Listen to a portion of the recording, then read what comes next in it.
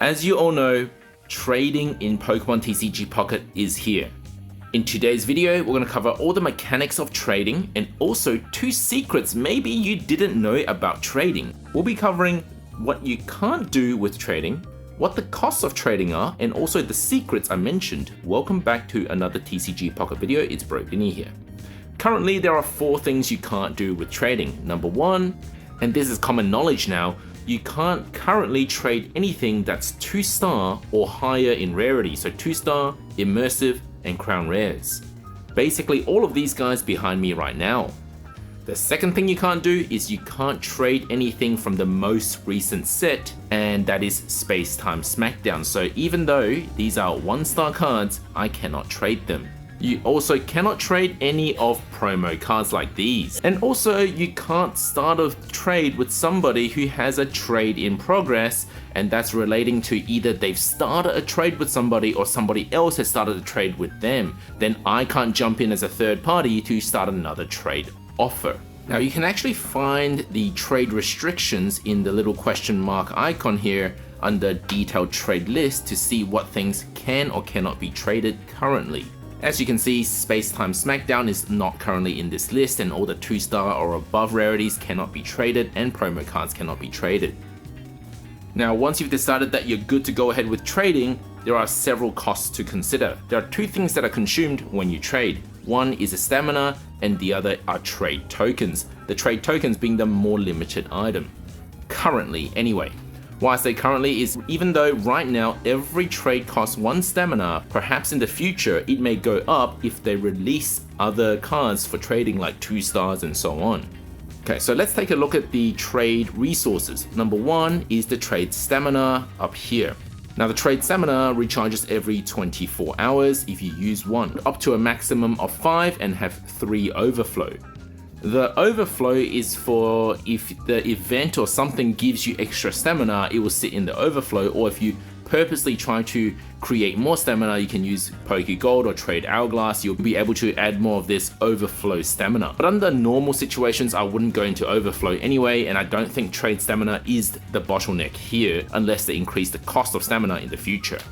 One thing that is interesting though is if you go to the stamina and try to recharge, you will notice that each 1 hourglass is worth 1 hour of your time, which is what they normally are. So if I press +1 trade hourglass, you can see that my stamina here has completed the recharge because there's only 1 hour left to wait. But what's different about stamina is that each 1 gold is actually worth 4 hours of your time. So if you watch this, I can click this 1, 2, 3, 4, 5, 6, and you can see 1 whole recharge of stamina is 6 Pokegold, which would be the same as Wonder Stamina, but Wonder Stamina is a 12-hourly recharge. So it's 6 gold for 24 hours of your time in trade stamina, or 6 gold for 12 hours of your time in Wonder Stamina. In a way, gold is worth double as a trade stamina if the value is your time. Anyway, I don't think that's super important at this stage because the bottleneck isn't, and it shouldn't be, the stamina anyway. You can just wait 24 hours, you'll be able to do another trade. The biggest problem right now is trade tokens, which are quite limited unless you've got a lot of cards to sacrifice. The first way to get these trade tokens is from events or gifts. And there's currently a 500 token gift that's being given by the developers. So the good news is you can actually even create a new account and be able to trade with yourself using that 500 token. Without needing to sacrifice any cards, you can already trade the currently highest rarity possible that costs 500 tokens. The second way, and that's usually the main way to get trade tokens if you are doing a lot of trades, is to go to My Cards and sacrifice one of your cards. So let's say I've got this Charizard here, I've got 3 of them, I can go to obtain items, and then I click this button, and I would press exchange to get 300 tokens. Some people have questioned why you only get 300 trade tokens from an immersive card like Charizard EX, whereas 2-star also gives you 300 trade tokens. Isn't 2-star less rare than a 3-star? And here are all the tokens you would get for sacrificing each of the rarities.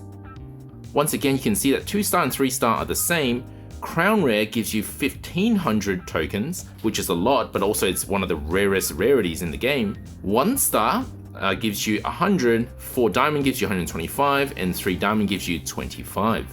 And so another question is, how come 1-star only gives you 100 when 4 diamond gives you 125 in trade tokens? When by name it sounds like 1-star should be rarer than 4 diamond. Well, this part isn't actually new, the 1-star and 4 diamond flip. I mean, just look at the pack points required to get a 4 diamond Pikachu EX, it's 500 pack points. But for any of the 1-star cards behind me, it's only 400 pack points, which is cheaper than a 4 diamond. So in a sense, the game has always told us that 1-star is actually more common than 4 diamond. And that's actually true as per offering rates as well. You can see 1-star gives you 10% chance of pulling in one of the card slots, and 4 diamond only has a 6% chance of pulling. But depending on which series you're looking at, the actual rate for the specific card can flip on its rarity. We're not covering that today in this video because that's a whole other topic, but the basic understanding is that 1-star is actually more common than 4 diamond as a rarity. So it makes sense that this is the case. As for why 3-star and 2-stars have the same token exchange, it's partly to do with the fact that, well, there's only one 3-star card per booster pack. So for example, Mewtwo pack has 0.8% chance to get the Immersive Mewtwo in one of the card slots, whereas 2-star, well, there's 2% chance, so much higher percent chance of landing, but there are just so many of these 2-star cards that completing a 2-star set is much more difficult. Getting dupes of a specific 2-star card is also much more difficult than getting dupes of your 3-star cards. Again, we're not covering that in today's video, just wanted to clarify that that's normal. These numbers have been thought out, and it's because of how common certain things are based on the specific rarity versus the specific card. That's why they decided on these trade token values, in my opinion anyway. And just to clarify, you don't get any trade tokens for exchanging your 1 or 2 diamond cards. And there's now a third way to get trade tokens, and that's from your premium pass missions. A number of which, if you click into the 3 dots, you will be able to see some additional items you can get from the premium missions. Now, this is a new reward since February of 2025. Unfortunately, there's only a total of about 200 tokens that you can get from premium missions. And here are how many tokens you'll need to trade each rarity. Once again, it's a bit more expensive to trade with 4 diamonds than it is to do 1-star. Okay, so you've got enough materials to do your trade, so what you have to do is make sure you've got the person that you want to trade with added. You can use our Discord to find people with the cards to trade with, so you can use one of these trade channels depending on which card you're missing. And once you've got them added in your friend list, then you can go to trade, check your resources, click trade, choose the person that you want to trade with, find your card, press OK. But before you press OK, there's a little trick here which will come into secret number 2 in a moment. This little icon tells you you've got a flare for that card. That means that you've already exchanged one of these cards to get the flare. And in the trade, and it doesn't cost you anything extra except the flare itself, you can press edit card and select a flare. So this flare here, for example, I can select it and then offer it for trading. Press OK, and all you have to do now is wait for the other person to also select a card.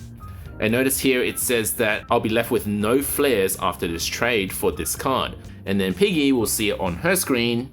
She would then make her own offering. Now her offering has to involve a card that has a flare as well. So a flare card must be traded with a flare card. Once Piggy has chosen the card she wants to trade, then I get to review all of that one more time before accepting the trade, and then it will happen. And it may look something like this when the trade actually happens. So I'm trading a 3 diamond with Piggy for a 3 diamond. Neither has a flare. Now the reason we chose those 2 3 diamond cards to trade is because we wanted to test, and we confirmed now, whether you can actually complete your themed collection missions like these, collect a certain number of cards, And by extrapolation, I assume all missions can be done in this way, where you're collecting a certain card, whether it will count towards the mission completion requirement. So where I traded out a Charizard, I got a Mewtwo in return.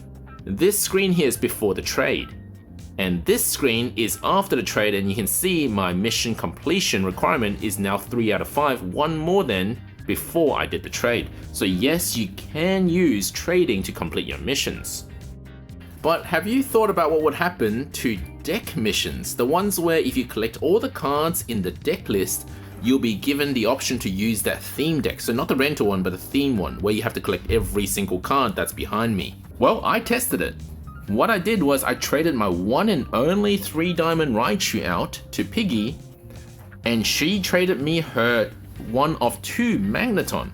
So the question is, will I actually lose this completion to gain this completion? And I must say, it wasn't as intuitive as I thought it would be. This is what happened after the trade. I did get my Magneton completed for the theme deck collection, but I didn't lose the completion on my Raichu. So even though I hold 0 Raichu cards right now, I can still actually complete this deck mission by trading cards out that I already own, and I'll have none left after trading. And I hope that makes sense. But what I haven't tested, and you guys can tell me what you think, is if I now trade in a Raichu or open a pack with a Raichu, will I automatically count that as a second Raichu, or will it first have to count as the first Raichu before I complete this deck mission? Regardless, it's not like you can use this theme deck even if you obtain it, unless you have all the required cards. So that was it for the first secret about trading, is you can use it for deck missions, theme collections, and so on. In fact, I even tested, can you trade the same card for the same card and complete the mission? And lo and behold, you can. I traded Mewtwo for Mewtwo with Piggy, and we both got one more Mewtwo card counted towards our theme collection mission. As you can see, I went up one more after that trade. As for the final secret of trading, I actually predicted this 3 months ago before the game even properly released. How to get cheaper flares. So these things here, the things that surround this Charmander, how to get cheaper flares by trading. I talked about my prediction and the details in this video. It doesn't have a lot of views, so I'm going to quickly go through it again. What I'm talking about is if you look at your Pokemon cards flare list, so go to your cards and look at, say, Charizard EX right now. You may notice, and a third of you may notice, that you have the same list of flares as I do. A third of you will have a different list, and another third of you will have another different list. So in other words, the ordering of these flares may be different.